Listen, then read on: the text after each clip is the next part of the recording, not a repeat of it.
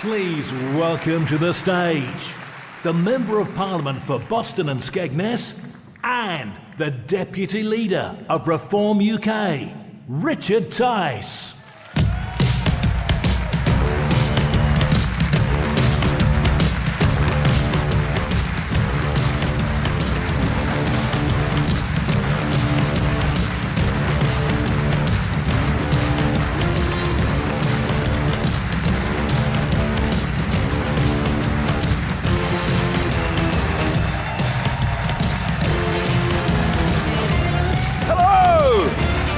Wow! Hello! Anyone having any fun? Are we enjoying ourselves? What a party, what an amazing, amazing group of brilliant, wonderful reformers. It's incredible, the size, the scale, the energy, the enthusiasm, the excitement, the hope. And an incredible 2 days, ladies and gentlemen, that we have had. And to listen just then to Lucy, who I had the privilege of meeting a couple of months ago in a slightly different location. It's wonderful to see her back with us and to hear her direct telling her story. And I think that she has a huge opportunity to help reform and help the cause of free speech. Now, these events don't just happen. They don't just happen, ladies and gentlemen. They take a massive amount of work. And I just want to say a huge thank you to our chairman, David Bull, who never gets any thanks, and his team, Aaron Lobo. They've been amazing, absolutely incredible. And just to clarify, David does have more hairspray on than me, as always. Now, look. I've got to talk about some bad news, and then we can finish on some good news. Because yes, we do need to talk about the money. Because the reality is that the state of the country's finances are not good. They're in a shocking, shocking state. And all of the important data is bad. Job numbers after the disastrous budget last October are down 160+ thousand. They're falling at a rate, the fastest rate since COVID. Travel spend is down. Construction spend is down. Growth across the board is down. And the wrong numbers are going up. Yes, inflation is going up. We've got the borrowing costs are going up. The amount of borrowing is going up. All of these numbers are heading rapidly in the wrong direction. And just this week, we hit a 30-year high in the cost of the government borrowing money for 30 years. It peaked at about 5.75%. I know I'm a bit anarchy about this stuff, but it matters. And basically, the bond markets are applying what they eloquently call the moron premium to our Rachel from complaints. Or was it a Counselly? I'm not quite sure, but the point is, the bond markets do not trust this government at all. They know that they cannot control public spending that is completely and utterly out of control. And the chances of us getting through the lifetime of this Parliament without some form of financial drama is remote. And I've been speaking to a lot of people very close to the market, and it's a bit tense, it's a bit difficult, to say the least. That's the bad news. The good news, folks, is that actually a reform government will be a strong government under the brilliant, courageous leadership of Nigel Farage.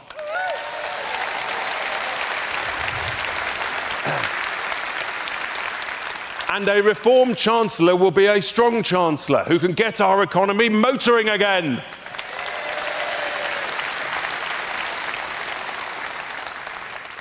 You won't see a reform chancellor crying on the front benches.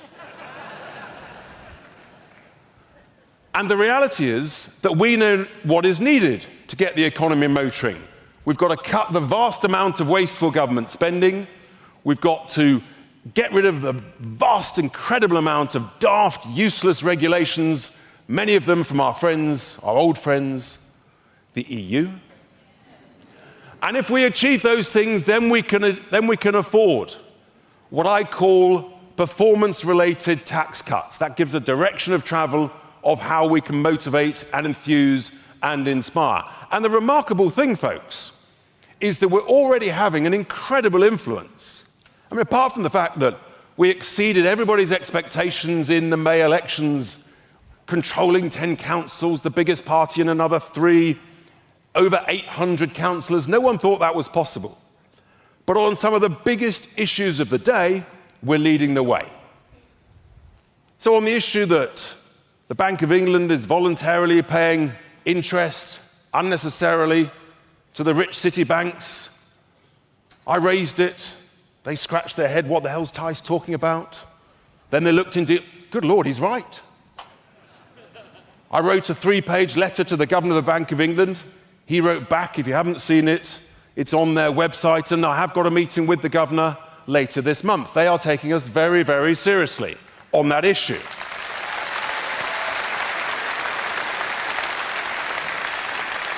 You know what's extraordinary? You can have a scrutiny committee in a council monitoring £5,000 of expenditure, but you can have a monetary policy committee in a Governor of Bank of England making decisions about £100+ billion with no scrutiny from Parliament of any sensible, meaningful kind. It's absolute insanity, complete insanity. So we're having an influence there. And then the second area where we're having an influence, and where once again we got the numbers right, is on our good old friend, net stupid zero. And it's important to remember, 3-word slogans matter. And it's lovely to see steam oozing out of the ears of Red Ed Miliband when I gently raise it with him politely in the House of Commons. The penny is dropping with people. Contrary to what they said, the bills are going up, they're not going down. The jobs are being destroyed, they're not being created. Industries are being destroyed in front of our very eyes, and it is absolutely disgraceful. Just in Lincolnshire alone, Andrea and I, she's doing a brilliant job as mayor, by the way, as is Luke. Andrea and I have been working incredibly hard to try and save thousands of jobs based around the Lindsey oil refinery, which this government, in its ideological stupidity, seems to want to close. We've actually introduced potential bidders to this process. That's how we get stuck in to make things happen and to save jobs. In the same way that, frankly, it was because of Nigel and I that British Steel was saved. So we are having a huge influence. We wrote a letter to all of the potential investors in what they call allocation round 7. That rolls off the tongue very nicely. Which is all about more renewable offshore wind farms and solar farms and all the likes. We said, you're on notice. We don't want you signing big, long contracts at ever higher bills. You are on notice that we do not consider your contracts from here on valid. This is a con. We're being misled. We're being lied to.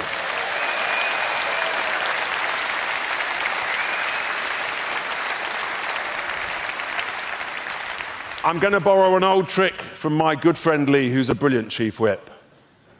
Do we want these big subsidy contracts anymore? No. Let's just rip it up.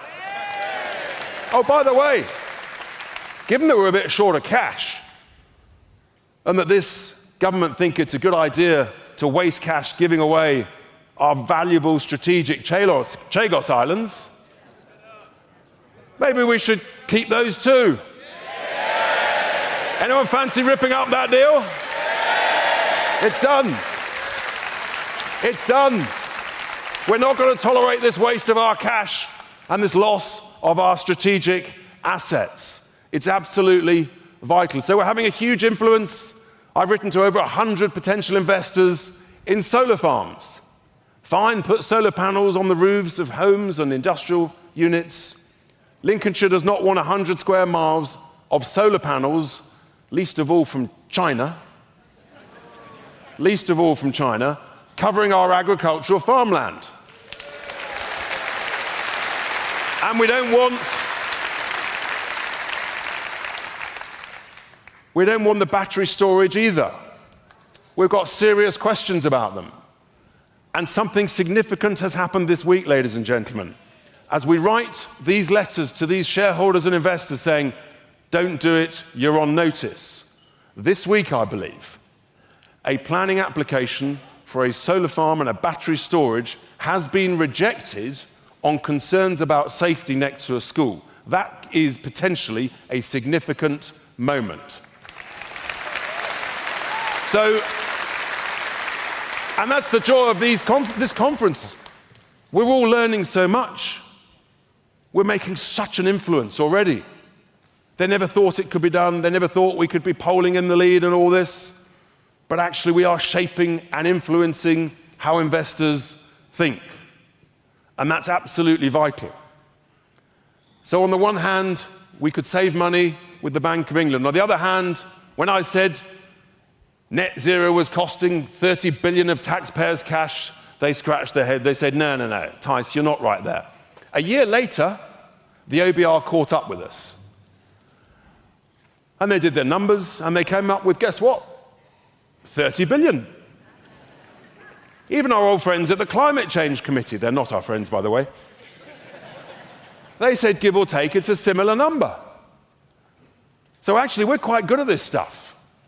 It turns out we're right on the numbers. So when I said last year and before the May elections with others that we could save £5 in 100 on wasteful council and government spending, all the commentators and the journos said, don't be ridiculous, Tice. You can't do it, it's not there. And we said, we all know it's there. And sure enough, this Monday, I exposed the scandal of the mismanagement, the overcharging, and the underperformance of the local government pension schemes. And I mean, this is like, it's like looking down, deep down the back of the sofa. You just dig deeper than anybody else and you find a pile of cash. My God, there's like 8 to 10 billion quid under the sofa. Is that useful? Would that help create a brilliant world-leading social care system and provision in our councils across the country? Is that what we want? Or would you rather be on the side of the rich city investment managers? I didn't think so. So we are hard at work. This is literally reform at work. We're getting stuck in, and we're only 3.5 months into these councils. Imagine what we could do in 3.5 years. Imagine what happens if people listening and watching say, I'd quite like you to run our council, please, next May. Because then we can do the same. And so this stuff is really, really significant. And then we've got all the property portfolios and assets owned by these councils. And from the early stages of what information I've got already, frankly, the mismanagement of those is woeful. So the waste is everywhere. We're after it. Now, there's been a bit of chat recently about this thing. There's a jab flying around. And a jab that sort of helps reduce the size of our waste. So I thought, well, maybe, should we apply a bit of the old Wegovy to slim down the civil service?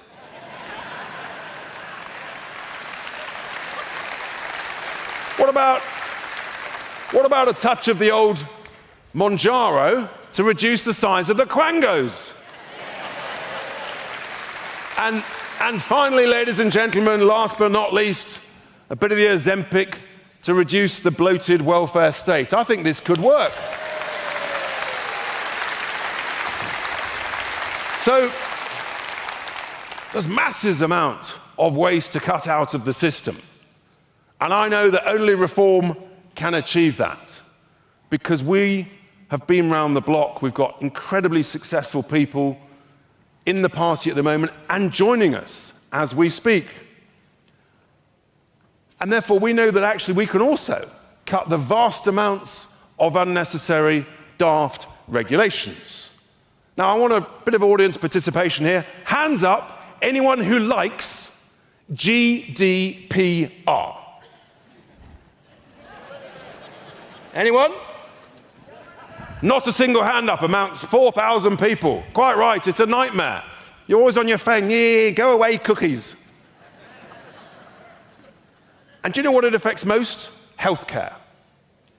I talk to people in healthcare, and it's a major, major problem. That brings me on to the other problem. My friends, aren't they lovely? My friends, the bats.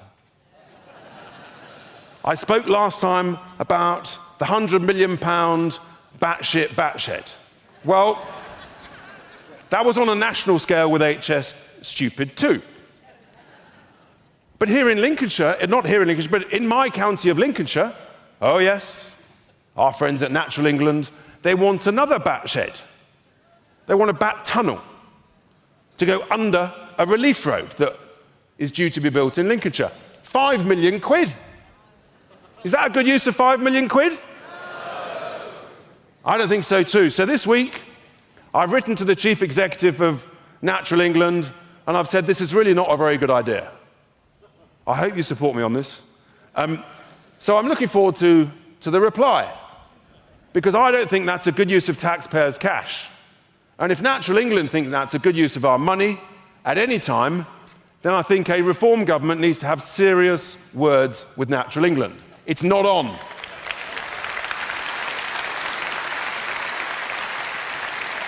And there's a whole bunch more. What I know, folks, what I know is that this level of influence, shaking things up, disrupting people, challenging people, stopping the rip-offs. You see, essentially, we're now negotiating hard on behalf of the taxpayer.